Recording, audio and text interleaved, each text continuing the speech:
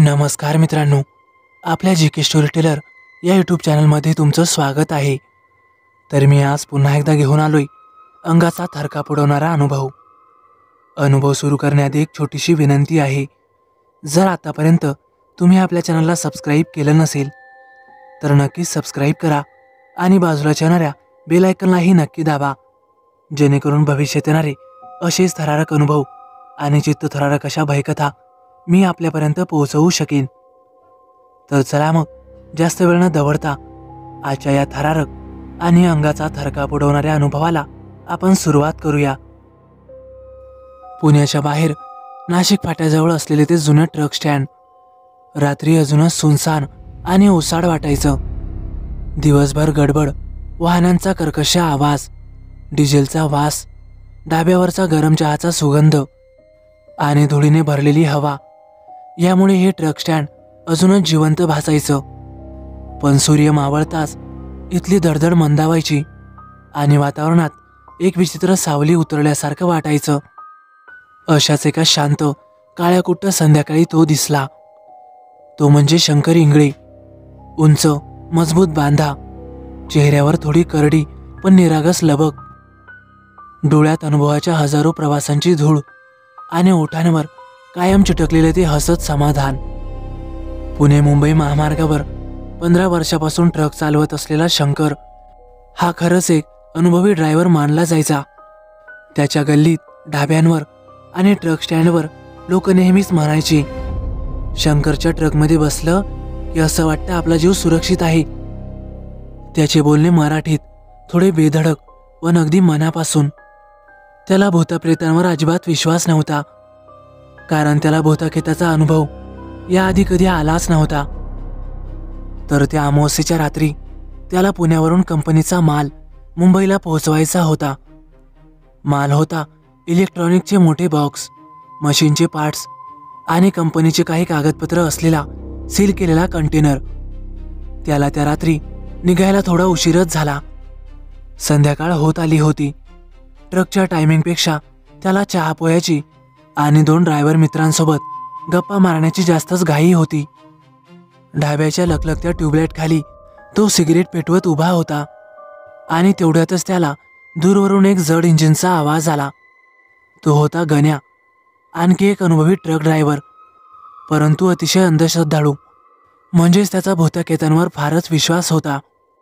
तो सांगायचा की त्याचा मनुष्यगण आहे आणि त्याला अनेक ठिकाणी भूतखेतांचे अनुभव आलेले आहेत। आम्हाला मात्र ह्या सगळ्या गोष्टी फालतू वाटायच्या।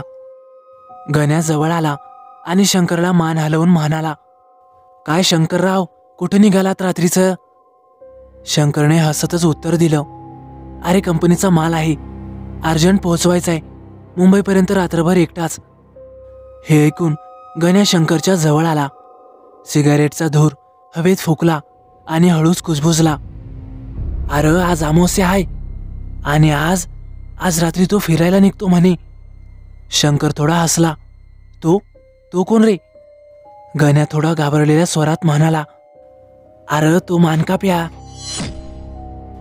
क्षणभर शंकर शांत झाला आणि मग मोठ्याने हसतच म्हणाला, अरे आपण ट्रक ड्रायव्हर आहोत आणि ना मी भूत पाहिले ना मला त्याच्यावर विश्वास आहे।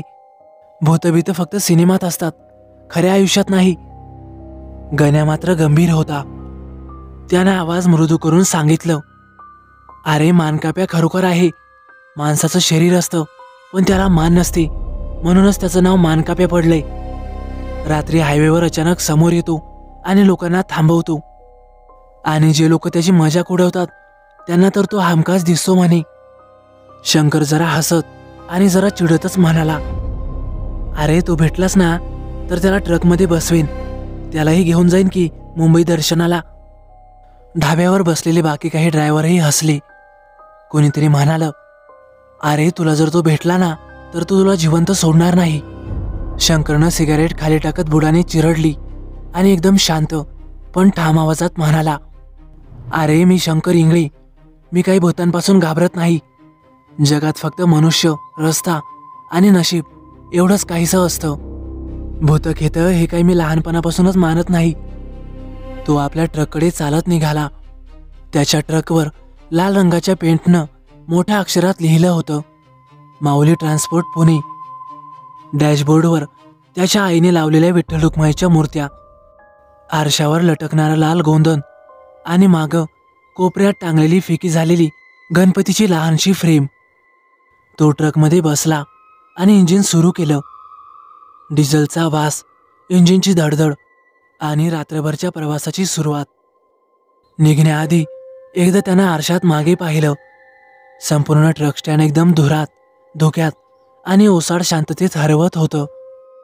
गण्या हात हलवतच म्हणाला, शंकर, जपून जा रे बाबा, पण परत येऊन सांग नक्की की कुणी तुला रस्त्यावर भेटलं का? शंकर हसतच म्हणाला, हो रे, मानकाप्या भेटला तर त्याच्यासोबत कॉफी पिऊन येतो. तो थोडा मस्करीच्या स्वरातच म्हणाला आणि रस्त्यावर उतरला. रात्र मात्र नेहमीसारखी नव्हती. ती आज विशेषतः एकदम गहिरी, शांत आणि कानात शिरणारी भासत होती. शंकर रोजप्रमाणे ट्रक चालवत होता. घड्याळात रात्रीचे 10:15 दाखवत होतं. तो पुणे मुंबई हायवेवर आला. रस्त्याच्या दोन्ही बाजूला अधूनमधून धुसर झाडांची सावलीसारखे आकार दिसू लागले. काही ठिकाणी पांढुरके दगड, तर काही ठिकाणी अचानक वाकलेले पानगळलेले वृक्ष. आजूबाजूला इंजिनचा आणि टायरांचा आवाज सोडला तर इतर रस्ता निर्जीव वाटत होता. त्यानं रेडिओ चालू केला, पण रेडिओवर मात्र आवाजाऐवजी आला तो फक्त कर्कश आवाज. जणू कोणीतरी धीम्या आवाजात काहीतरी कुजबुजत होतं. त्यानं रेडिओ बंद केला आणि स्वतःशीच म्हणाला, बहुतेक इथे सिग्नल नसेल. असंही वातावरण पावसाचं दिसतंय. पाऊस बिऊस पडतो का काय माहीत. अंधार आता दाटत होता.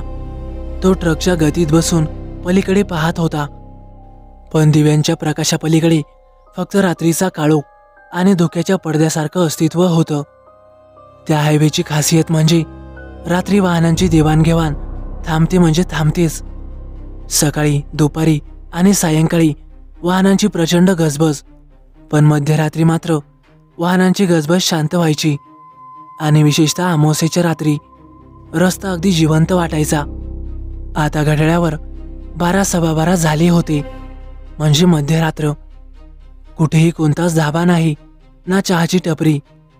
रस्त्याला एकही ट्रक किंवा एखादी कारही नव्हती. कधीकधी अशा शांत रस्त्यावर इंजिनही आपल्याशी बोलू लागतं. शंकरने डोळे चोळत पुन्हा रिअरव्ह्यू मिररकडे पाहिलं. पाठीमागे फार लांबवर एक क्षीण पांढुरका झोत, जणू काही पेटवलं असावं, अगदी तसाच थरथरणारा प्रकाश दिसला. शंकर स्वतःशीच म्हणाला, आयला, मागं कुणी आहे का काय? पण 10 मिनिटांनीही तो प्रकाश तिथेच होता, ना पुढे ना मागे. जणू काही तो अजिबात हलतच नव्हता. शंकरचं लक्ष त्या प्रकाशाकडे गेलं होतं, पण मनात तो त्याकडे दुर्लक्ष करायचा प्रयत्न करीत होता. रात्र अजूनच गहिरी झाली. तापमानही गार पडायला लागलं. ट्रकच्या खिडकीवर थोडं धुकं जमलं. त्यानं हातानं ते धुकं स्वच्छ करत बाहेर पाहिलं आणि तेव्हा त्याला जाणवलं, संपूर्ण रस्ता धुक्याने झाकला गेला होता. फक्त ट्रकच्या दिव्यांचा गोल पिवळा प्रकाश आणि भोवताली धुक्याच्या थरथरणाऱ्या भिंती. तिथं ना आता झाडं दिसत होती, ना खडीचा रस्ता, फक्त गडद अंधार आणि वाट हरवायला लावणारं धुकं. ट्रकची सीट थोडी थरथरली. त्यानं मफलर घट्ट करून मानेभोवती गुंडाळली आणि तेवढ्यात अचानक झटके खात ट्रक बंद पडला. इंजिन जागीच बंद झालं. ट्रक गती सोडून थांबला. त्यानं घड्याळाकडे पाहिलं तर रात्रीचा 1 वाजला होता. ना मोबाईलला नेटवर्क, ना आसपास घरं. साधा विजेचा खांब देखील आजूबाजूला कुठे दिसत नव्हता. सर्वत्र फक्त मिट्ट काळोख पसरलेला.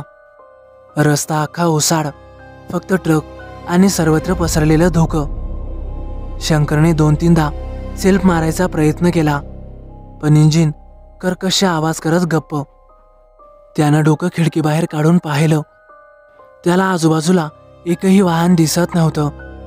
त्यानं आपल्या जवळची एक छोटीशी टॉर्च घेतली आणि ट्रकमधून खाली उतरला. Tyre, engine, fuel line, battery सगळं काही ठीक होतं.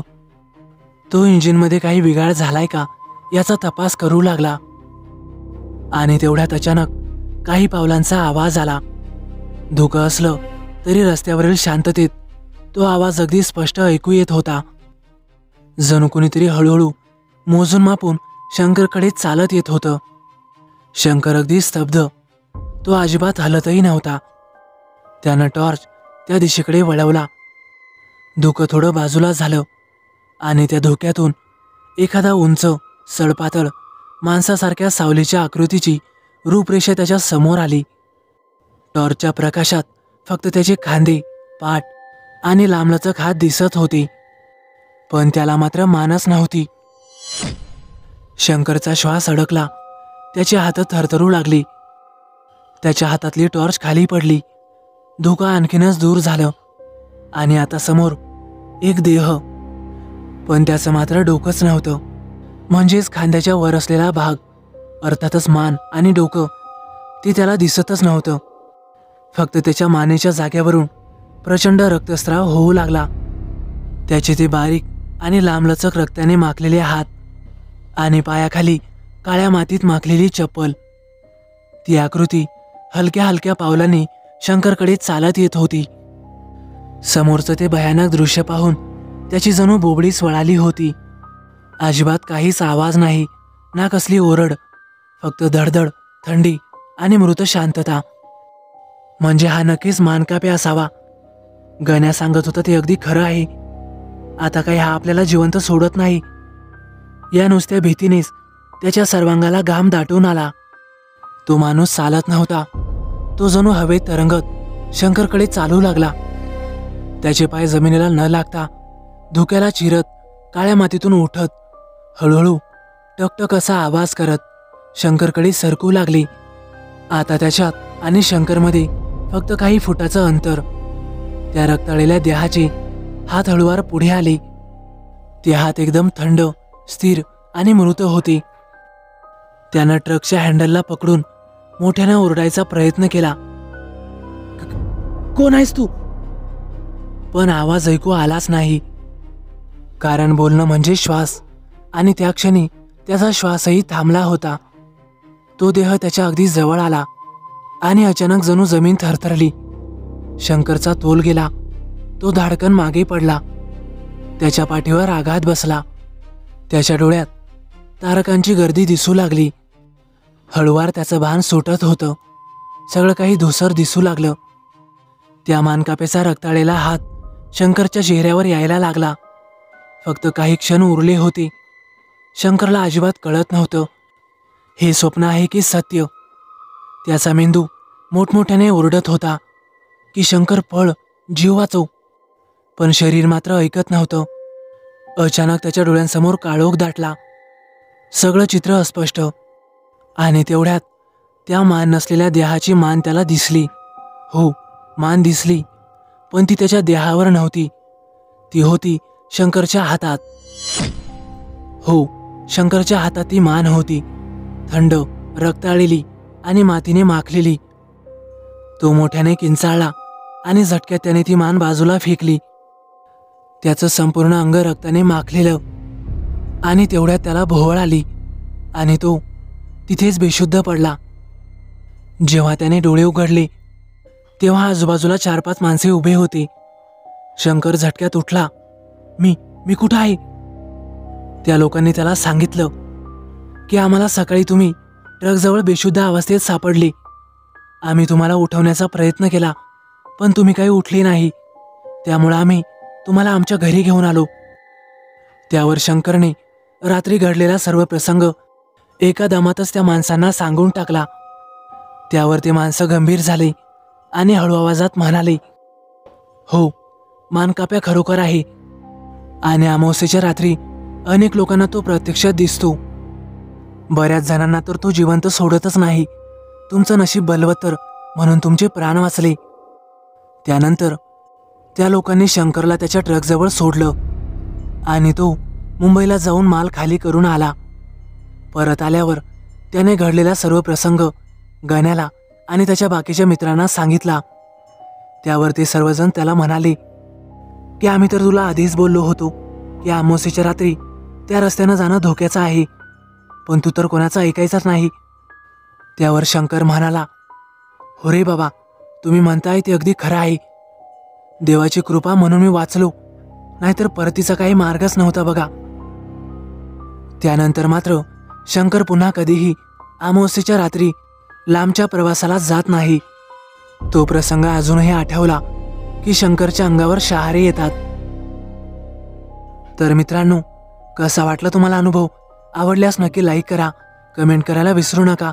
आणि हो, आपल्या चॅनलला आतापर्यंत सबस्क्राईब केलं नसेल तर नक्की सबस्क्राईब करा आणि बाजूला येणाऱ्या बेल आयकॉनलाही नक्की दाबा.